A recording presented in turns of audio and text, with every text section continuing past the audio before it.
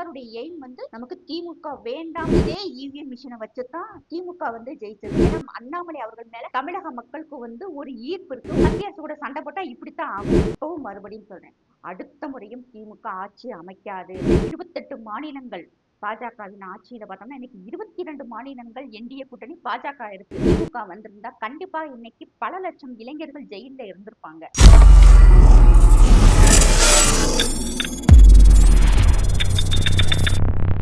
வந்தே மாதரம். மக்கள் அனைவருக்கும் வணக்கம்.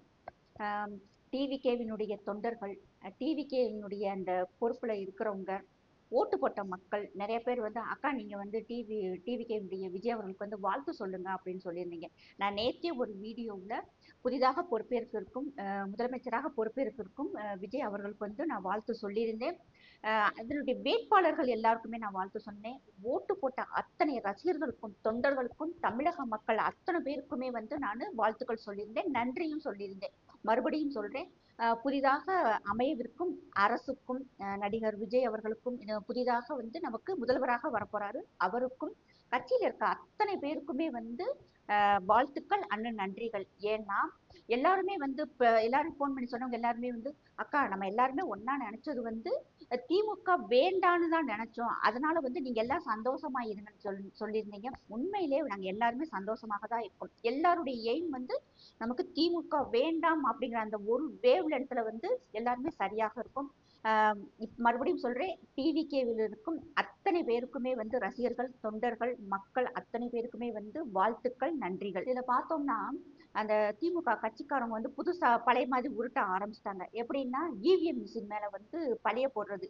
இஸ்ரேல்ல இருந்து மிஷின் வந்திருக்கு, ஒரு ஓட்டு போட்டா டிஎம்கேவுக்கும் 20 ஓட்டு போட்டா வந்து மிஷினுக்கும் அப்படின்னு சொல்லிட்டு இதெல்லாம் கேட்கறதுக்கே வந்து அந்த விதமான காமெடியா தான் தெரியுது.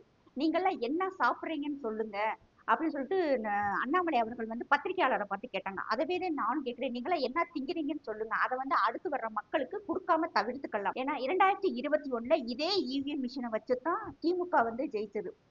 பாராளுமன்ற எலெக்ஷன்ல 39 எம்பிக்களுக்குமே வந்து இதே இவிஎம் மிஷின் தான். இப்ப வந்து கிட்டத்தட்ட ஒரு 70 சீட் என்னமோ ஜெயிச்சிருக்காங்க திமுக அரசு, அதிமுக அரசும் ஜெயிச்சிருக்காங்க. அவங்கெல்லாம் வந்து இதே இவிஎம் மிஷின்ல தான் ஜெயிச்சிருக்காங்க. ஆனா தோத்து போன மற்ற இடத்துல மட்டும் ஒரு ஓட்டு போட்டா சூரியனுக்கும் 20 ஓட்டு போட்டா விசிலுக்கும் வர்ற மாதிரி அமித்ஷா செட் பண்ணிட்டாரு அப்படின்னு சொல்லிட்டு கொஞ்சம் கூட கூச்சம் இல்லாம ஒரு இருக்கிற ஆண்டவன் கொடுத்த அறிவை வந்து யூஸ் பண்ணாம இருக்கிறீங்கன்னு நினைக்கும் போதுதான் ரொம்ப வேதனையாக இருக்கு. இன்னும் எத்தனை காலத்துக்கு இதை சொல்லிக்கிட்டு இருப்பீங்க? எந்த நாட்டிலையுமே வந்து இந்த அளவுக்கு அட்வான்ஸாக இல்லை. நம்ம ஓட்டு போட்ட உடனேவும் விவி பேடுல வந்து நம்ம எந்த சின்னத்துக்கு வாக்கு போட்டிருக்கோம், சரியான சின்னம் தானான்னு சொல்லி செக் பண்றதுக்கு நமக்கு கண்ணு முன்னாடியே வந்து ஒரு ஆதாரம் இருக்கு. இன்னொன்னு பார்த்தோம்னா இது வந்து நெட் மூலமாக வந்து ஒர்க் பண்ற ஒரு சாதனமே இல்லை. அதனால வந்து இதை வந்து ஹேக் பண்ணவே முடியாதுன்ட்டு எல்லாருமே சொல்லிட்டாங்க. கார்த்திக் சிதம்பரம் அவர்கள் கூட ஓப்பனா சொல்லிட்டாரு, இதுல வந்து இதெல்லாம் சொல்றது வந்து ஃபேக்கு. கார்த்திக் சிதம்பரம் மட்டும் இல்ல, ராபர்ட் வதோரா, பிரியங்கா காந்தி அவங்களுடைய கணவர் ராபர்ட் வதோராவுமே இதை வந்து ஓப்பனா சொல்லிட்டாரு, இவங்க சொல்றது வந்து சும்மா அரசியலுக்காக தான் சொல்றாங்க அப்படின்னு சொல்லிட்டு. இவ்வளவு ஓட்டு போட்டு விஜயை ஜெயிக்க வைக்கக்கூடிய அமித்ஷா இதே ஓட்டை பாஜகவுக்கு கொண்டு வந்து இன்னைக்கு அண்ணாமலை அவர்களை வந்து முதல்வராக கொண்டு வந்திருக்கலாம். ஏன்னா அண்ணாமலை அவர்கள் மேல தமிழக மக்களுக்கு வந்து ஒரு ஈர்ப்பு இருக்கு, ஒரு பிடித்தம் இருக்கு, ஒரு நம்பிக்கை இருக்கு. அழகா அண்ணாமலை கொண்டு வந்து உட்கார வச்சிடலாம். யாரு கேட்க போறா? மிஞ்சி மிஞ்சி போனா உங்க மீடியாவுக்களை வச்சு ஒரு 10 நாளைக்கு கத்திக்கிட்டு இருப்பாங்க, அடுத்து வேற வேலைக்கு போயிருவாங்க. அதனால மறுபடியும் இந்த ஈவினிங் மேல பழிய போறதை விட்டுட்டு வேற ஏதாவது புதுசா சொல்ல பாருங்க. இன்னும் எத்தனை காலத்துக்கிட்டே மக்கள் வந்து நம்புவாங்க? இன்னொன்னு பார்த்தோம்னா நிறைய பேர் வந்து ஒப்பாரி வச்சுக்கிட்டு இருக்காங்க. அதாவது பார்த்தோம்னா தமிழக முதலமைச்சர் வந்து மாவீரன் எந்த அளவுக்கு வந்து செயல்பட்டாருன்னு தெரியுமா, எந்த அளவுக்கு வந்து மக்களை பாதுகாத்தாருன்னு தெரியுமா, மத்திய அரசு கூட சண்டை போட்டாரு, கல்வி நிதி கேட்டு சண்டை போட்டாரு, நீதிமன்றத்தை எதிர்த்து சண்டை போட்டாரு, மத நல்லிணக்கத்துக்காக சண்டை போட்டாரு அப்படின்னு நம்மளுடைய முதல்வராக இருந்த ஸ்டாலின் ஐயா அவர்கள் சண்டை மட்டும் தான் போட்டாரு, வேற எதுவுமே செய்யலை. எப்ப பார்த்தாலும் மத்திய அரசு கூட சண்டை, உரண்டை இழுத்துக்கிட்டே இருக்கிறது ஒன்றிய அரசுங்கிறது. இவர் ஒன்றிய அரசுன்னு சொன்னது மட்டுமில்லாம் அத்தனை ஊடகத்துறையுமே வந்து ஒன்றிய அரசுன்னு சொன்னது, இது எல்லாமே வந்து யாராலுமே வந்து ஏற்றுக்கொள்ள முடியாதது. மத்திய அரசு கூட சண்டை போடாம ஒரு ஒற்றுமையாக இருந்தா தான் நிறைய நலத்திட்டங்கள் வரும். நிறைய நலத்திட்டங்களை வந்து மத்திய அரசு கொண்டு வந்திருக்கு. ஒவ்வொன்றும் பார்த்தோம்னா அந்த விதமான அற்புதமான திட்டங்கள் இணக்கமாக போய் அத்தனை திட்டங்களையும் மக்கள்கிட்ட கொண்டு வந்து சேர்த்திருக்கலாம். ஆனா திமுக அரசாங்கம் என்ன செஞ்சாங்கன்னா, எப்ப பார்த்தாலும் சண்டை போட்டுட்டு அங்க கொண்டு வர ஒரு ஸ்கீமை வந்து ஸ்டிக்கரை ஒட்டிடுறது. ஸ்டிக்கரை ஒட்டிட்டு இதை நாங்க தான் கொண்டு வந்தோம் அப்படின்னு சொல்றது.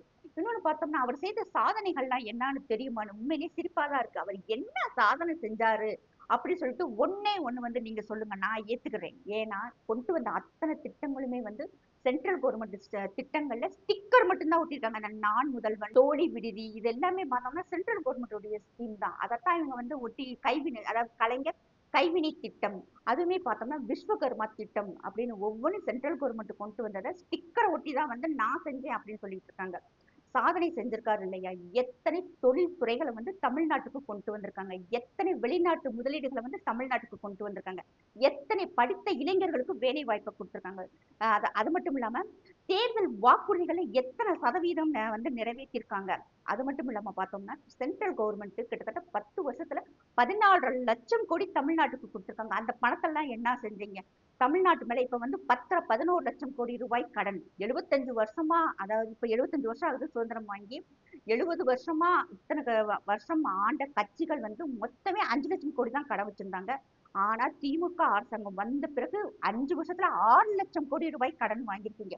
இவ்வளவு பணமும் என்ன ஆயிருக்கு? அது மட்டும் இல்லாம எல்லா பொருளுமே விலைவாசி ஏற்றியாச்சு. Current bill ஏற்றியாச்சு. பால் விலையில இருந்து அத்தியாவசிய பொருட்கள், பஸ் கட்டணம் முதல் கொண்டு பத்திரப்பதிவு கட்டணம் எல்லாத்துலயுமே விலைவாசி வந்து பல மடங்கு கூடியிருக்கு. அப்ப அதுல வந்து வருவாய் எங்க?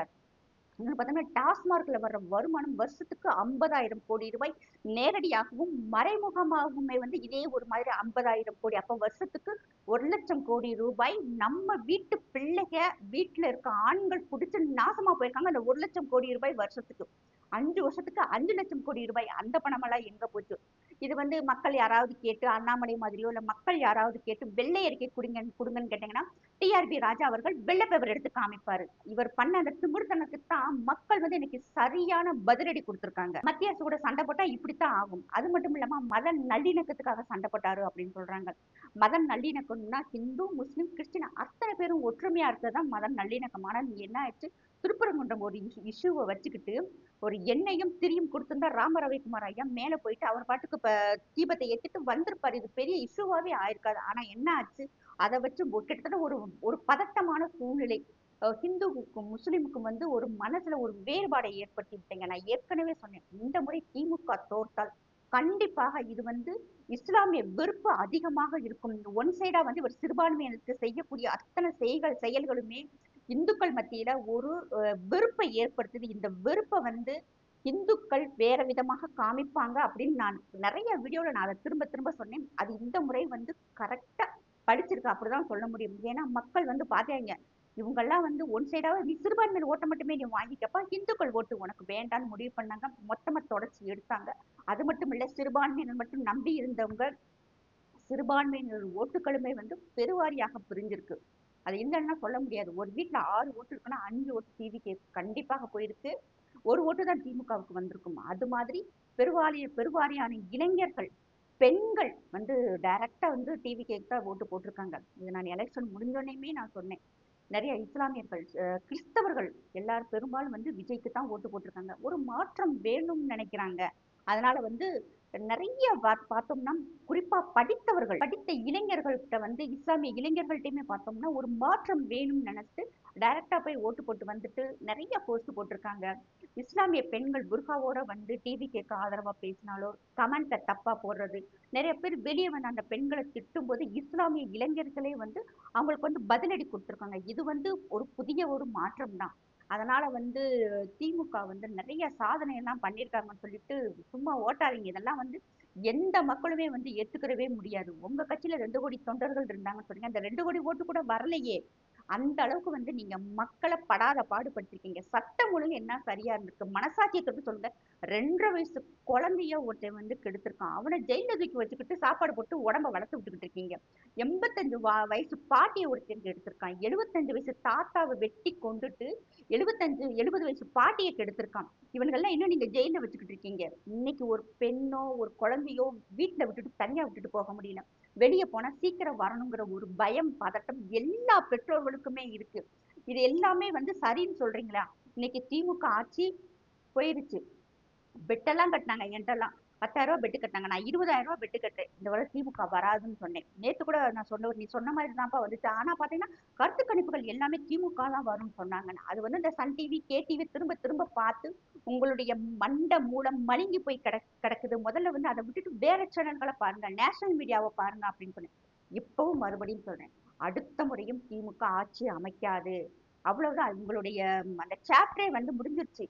அதாவது வந்து மக்களை வந்து எந்த அளவுக்கு இவங்க பாடுபடுத்த முடியுமோ, மக்களுடைய வருமானத்தையும் அவங்களுடைய வளங்களையும் சுரண்டி தின்றுருக்காங்க. கனிம வளங்கள்லாம் அவ்வளவு கொள்ளை போயிருக்கு. அதை வந்து ஒரு இளைஞர் இன்னைக்கு எடுத்து சொல்றாரு. அவரை வந்து ஆட்களை வச்சு மிரட்டுறாங்க, பயமுறுத்துறாங்க, அவங்க தாயை போய் அடிக்கிறாங்க. இதெல்லாம் பார்க்கும்போது எவ்வளவு வேதனையாக இருக்கு. அப்ப எங்க தவறு நடந்தாலும் யாருமே வாயை திறக்க கூடாதா? வாயை திறந்து வெளியே சொன்னாதான் நடக்கக்கூடிய விஷயங்கள் மற்ற மக்களுக்கு தெரியும். இன்னைக்கு பார்த்தோம்னா சோசியல் மீடியாவில் எல்லா மக்களுமே இன்னைக்கு ஆக்டிவா இருக்கிறாங்க. நான் பேசுறது உண்மையா பொய்யான்னு நான் பேசிட்டு இருக்க சமயத்திலே பிள்ளைகள் எல்லாம் எடுத்துறாங்க. அந்த அளவுக்கு பிள்ளைங்க வந்து அறிவா இருக்கிறாங்க, தெளிவாக யோசிக்கிறாங்க. இன்னொன்னு நிறைய பேர் என்ன சொல்றாங்கன்னா, பாஜக தான் வந்து நொட்டிக்கிட்டு போயிருச்சு, பாஜக ஒண்ணுமில்லாம ஆயிடுச்சு அப்படின்ட்டு. ஒன்னும் பிரச்சனை இல்லை. திமுக வேண்டாமா? வேண்டாம், முடிஞ்சு போச்சு, அவ்வளவுதான். இன்னும் ஒண்ணும் இல்ல, 28 மாநிலங்கள் பாஜகவின் ஆட்சியில பார்த்தோம்னா இன்னைக்கு 22 மாநிலங்கள் என்டிஏ கூட்டணி பாஜக இருக்கு. ரெண்டே 2 எம்பிக்களோட தான் பாராளுமன்றத்துல உட்கார்ந்துருக்காங்க. இன்னைக்கு அத்தனை, அதாவது கிட்டத்தட்ட மெஜாரிட்டிக்கு மேலேயே வந்து இன்னைக்கு பார்லிமெண்ட்ல என்டிஏ கூட்டணியினுடைய ஆட்சி தான் இருக்கு. இன்னைக்கு அத்தனை மாநிலங்களில் சிறப்பாக ஆட்சி நடந்துகிட்டு இருக்கு. இது ஒண்ணும் இல்ல, மறுபடியும் மீண்டும் வருவோம், மீண்டும் வருவோம். பாஜக கண்டிப்பாக வரும். ஏன்னா மக்களுக்கு வந்து ஒரு புரிதல் இல்ல. கண்டிப்பாக அத்தனை பேரும் சேர்ந்து மக்களுக்கு ஒரு விழிப்புணர்வை கொடுப்பாங்க. இங்க வந்து எதிர்க்கட்சியே இருக்கக்கூடாதுன்னு சொல்லி பாஜக என்னைக்குமே நினைக்கல. எதிரி கட்சியாகவும் நம் நாட்டுக்கு தேவையில்லாத தேச துரோக வேலைகளை செய்யற கட்சிகளை தான், அந்த மாதிரி ஆட்களை தான் வந்து பாஜகவுல வந்து வேணான்னு சொல்றாங்க. மம்தா பானர்ஜி ஆகட்டும், ஸ்டாலின் ஆகட்டும், பினராயி விஜயன் ஆகட்டும், 3 பேருமே ஒரே நாள்ல வந்து ஒழிச்சு கட்டியிருக்கிறாங்க. இவங்க அத்தனை பேருமே பார்த்தோம்னா தேச விரோத கும்பலை வந்து பக்கத்துல வச்சிருக்கிறாங்க. மம்தா பானர்ஜி ஓப்பனாகவே வந்து பங்களாதேஷில இருந்து வந்த அத்தனை களவாணி நாய்களையும் நம் நாட்டுக்குள்ள விட்டு இன்னைக்கு இந்தியா பூரா பரவிட்டாங்க. ஒரு ஃபேன்ஸ் கூட அந்த பொம்பளை எல்லாம் விடல. அந்த பொம்பளை வந்து சிங்கப்பெண்ணுன்னு சொல்லிட்டு இங்க வந்து போஸ்ட் போட்டுக்கிட்டு இருக்காங்க. முதல்ல அங்க இருக்கிறவங்கள்ட்ட அந்த மாநிலத்துல நீங்க எந்த அளவுக்கு கஷ்டப்பட்டீங்கன்னு சொல்லி கேளுங்க. நம்ம தமிழ்நாட்டுல 5 வருஷம் எவ்வளவு சீரழிஞ்சோமோ அதை விட 50 மடங்கு அங்க இருந்த மக்கள் வந்து சீரழிஞ்சு சிக்கி சின்னாபின்னமா போய் இன்னைக்கு தான் அந்த மக்கள் வந்து சுதந்திரம் வாங்கியிருக்காங்க. அந்த அளவுக்கு வந்து மக்கள் சந்தோஷமா ஆடி பாடி கொண்டாடிக்கிட்டு இருக்காங்க. இப்ப பார்த்தோம்னா மம்தா பானர்ஜி, நான் வந்து ஜெயிச்சுட்டேன், என்னுடைய கட்சி தான் ஜெயிச்சிருக்கு, நான் வந்து ராஜினாமா பண்ண மாட்டேன்னு சொல்லிட்டு அடம் பிடிச்சுக்கிட்டு உட்காந்துருக்க அந்த பொம்பளை எவ்வளவு முட்டாளா இருக்கு. இல்ல நம்மளை தான் எவ்வளவு முட்டாளா ஆக்கிக்கிட்டு இருக்கு. ஆனா எல்லாரும் சொல்றாங்க, அந்த மாதிரி என்னைக்கு வந்து பதவி ஏத்தாங்களோ அதுக்கு அந்த டேட்லயே வந்து அவங்களுடைய ஆட்சி வந்து காலாவதி ஆகிரும். மறுபடியும் வந்து இவங்களுக்கு எந்த விதமான அதிகாரம் இல்லைன்னு இது எல்லாருக்குமே தெரியும். ஆனா அங்க இருக்கும் கவர்னர் RN ரவி அவர்கள், நீ ராஜினாமா பண்ணு, பண்ணாம போய்க்கலாம், ஆனா நான் சுவேந்தி அதிகாரி அவர்களை வந்து நான் சிஎம் ஆக பதவி பிரமாணம் செய்து வைப்பேன் அப்படின்னு சொல்லியிருக்காரு. உண்மையிலே இங்க இருந்து அவர் வெளியேறினாரு. இந்த மாநிலத்துக்கும் ஒரு விடிவு வந்திருக்கு, அந்த மாநிலத்துக்கும் மிகப்பெரிய ஒரு விடிவு வந்திருக்கு.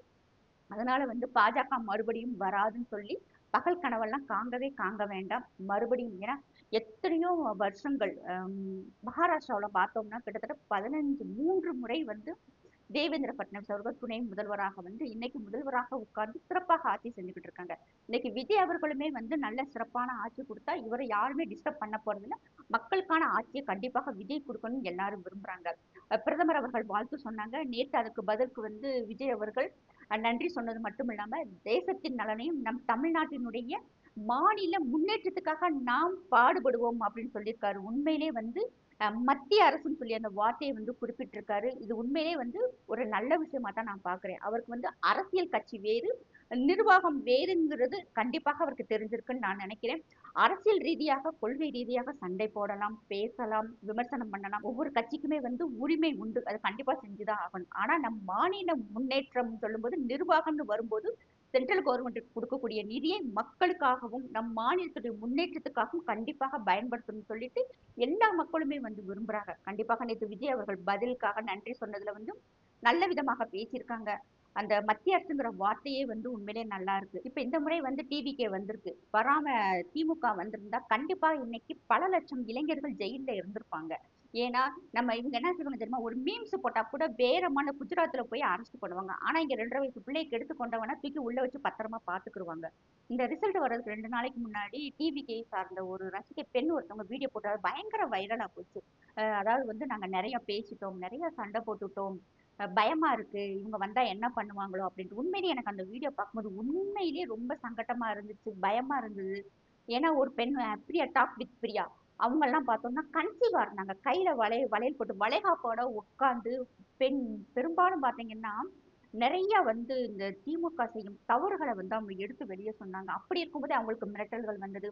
சின்ன சின்ன பசங்க எல்லாருமே பார்த்தோம்னா, அ ரொம்ப இந்த முறை பார்த்தோம்னா, நெறைய சின்ன பசங்க வந்து வெளியேறி தைரியமாக மக்கள்ட்ட வந்து நெறைய உண்மைகளை எடுத்து சொன்னாங்க. பிரியகுமாரன், ஜெபகுமாரன், சுரேந்தர் அவர்களாகட்டும், சகோதரர் மாரிதாஸ் அவர்களாகட்டும், நெறைய பேர் இருக்கிறாங்க. அவங்களுக்கு எல்லாருக்குமே வந்து கண்டிப்பாக ஒரு பயம் இருக்கும். ஏன்னா, அவங்க சொல்லும்போதே பார்த்தோம்னா, அடுத்து இந்த திமுக வந்துச்சா நம்மலாம் இப்படி ஓப்பனா பேச முடியாது அப்படின்ட்டு. அவங்கலாம் நேரடியாகவும் பயமுறுத்தியிருக்காங்க.